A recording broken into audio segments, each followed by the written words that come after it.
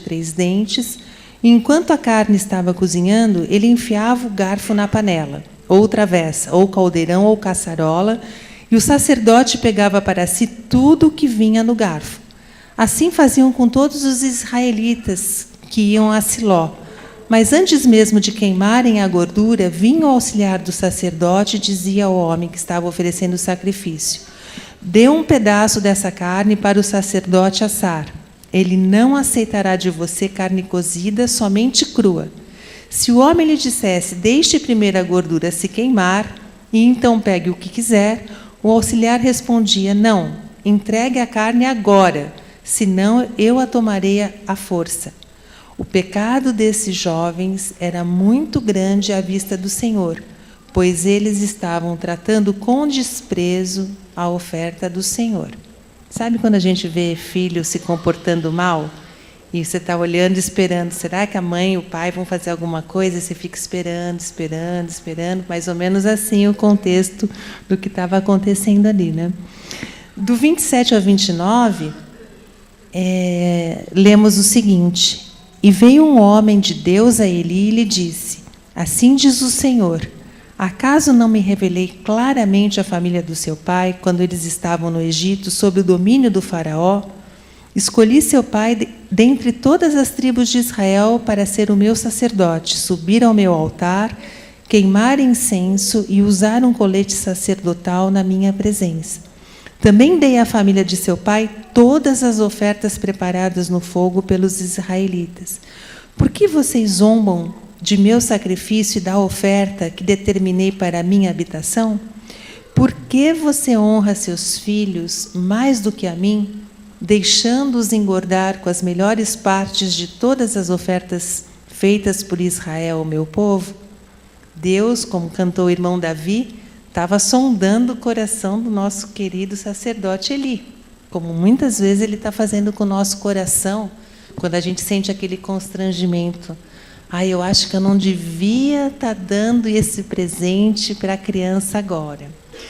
Eu acho que eu não devia ter deixado ele sair para ir para aquela festinha que eu não sei bem quem vai estar lá.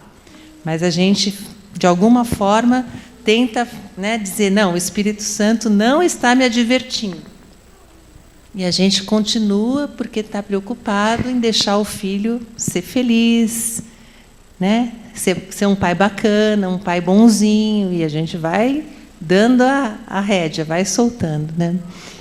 E, finalmente, lá no capítulo 3, de 11 a 13, aí o Senhor já pegou pesado com o sacerdote ali, e diz a palavra o seguinte: o Senhor disse a Samuel: vou realizar em Israel algo que fará tinir os ouvidos de todos os que ficarem sabendo. Nessa ocasião, executarei contra ele tudo o que falei contra a sua família, do começo ao fim. Pois eu lhe disse que julgaria sua família para sempre, por causa do pecado dos seus filhos, do qual ele tinha consciência. Seus filhos se fizeram desprezíveis e ele não os puniu. E no 14, por isso jurei à família de Eli: jamais se fará propiciação pela culpa da família de Eli, mediante sacrifício ou oferta. Aí, o final da história, vocês sabem como que continua, Porque Deus, muitas vezes, está nos avisando, está nos advertindo, o Espírito Santo está incomodando e a gente não consegue sempre parar, rever, para prosseguir corretamente na educação dos nossos filhos. Então, algumas causas típicas, que eu consigo identificar atendendo famílias no consultório, algumas situações há pecados ocultos, não compartilhados pelo casal. É como se eles estivessem, de alguma forma, coniventes, no silêncio, com uma situação pecaminosa, mas ninguém consegue conversar com o outro, e aquilo vai juntando um ambiente propício para os planos das sementinhas. Lembra das sementes carnais?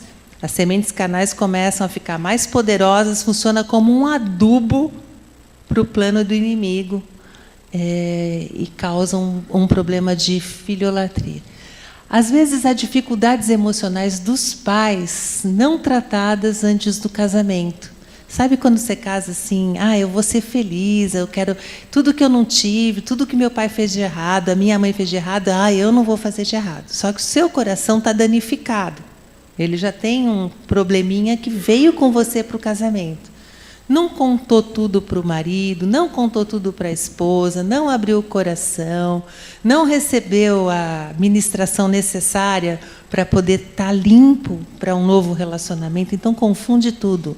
Ouviu um tom mais alto, já pensa que é a voz do pai, lá quando era pequenininho, e já reage.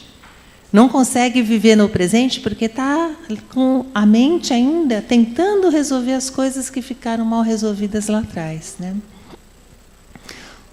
A falta de preparo para o casamento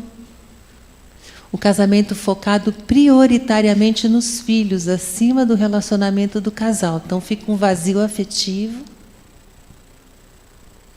E confusões no exercício dos papéis de pai e mãe, entre o modelo bíblico e o modelo cultural.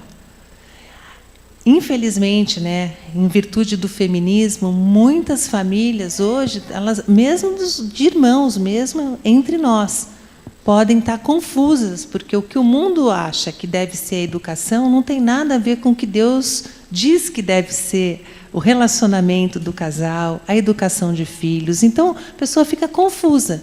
Abre uma revista, lê uma informação. Abre a palavra de Deus, ouve outra. Escuta a pregação, escuta outra.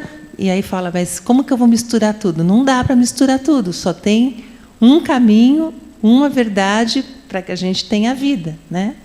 Que se chama Jesus Cristo, portanto, logo a palavra de Deus. Mas muitas vezes há uma confusão. O que o pai faz em casa? Hoje eu estou muito contente, porque outro dia que eu vim aqui só tinha um irmão, acho que 2 irmãos, né, Esther, na palestra. Hoje eu estou vendo mais irmãos aqui, isso é muito bom, porque eu observo que muitos pais estão muito ausentes. As mães estão dando conta da casa, dos filhos, do trabalho, de serem esposas, e os maridos ainda chegam lá reclamando que está faltando isso, está faltando aquilo, e ainda... Aí ela respira fundo, né? E fala, ai meu Deus, dá-me sabedoria aqui, né? Mas se não for uma vivência compartilhada, uma responsabilidade conjunta, fica muito mais difícil. E fica aí um espaço bem bom para sementes carnais serem trabalhadas. Por quê? A mulher fica sobrecarregada, fica por vezes ressentida, não aguenta, às vezes fica cansada, às vezes fica doente, porque está acima do que devia estar fazendo, né? Então, precisa repensar. Preciso mesmo, nesse determinado momento da vida, trabalhar fora? Ou será que daria para o marido trabalhar fora e a mulher cuidar dos filhos com base em Provérbios 31, da casa, da educação, de cuidar do marido também, que vem cansado, exausto, e a mulher também já não tem mais nada para dar para ele, porque ela também já está exausta. Então, se não parar para pensar, o nível de estresse vai ficar de tal forma que a última coisa que a gente quer pensar durante o dia, deixa a criança, deixa ela lá na frente da TV mais um pouquinho, deixa ela lá no videogame mais um tantinho, né? Enquanto isso eu lavo a louça, passo uma roupinha, né? E aí, no final das contas, quando a gente vai ver, a gente está fazendo o quê de educação, propriamente? Nada, né? Complica muito. E agora, alguns sintomas típicos. A gente vê crianças com falta de temor aos pais e autoridades, eles no controle, né? Não Deus no controle, nem os pais no controle, mas os filhos no controle. A gente vê atitudes agressivas diante dos nãos. Pais como fornecedores de prazer, dependentes emocionais dos filhos, em constante culpa. Uma ausência de entendimento, unidade entre o casal. Falta de clareza do que é certo e o que é errado. Sabe, quando a criança está precisando de uma disciplina e a mãe fala...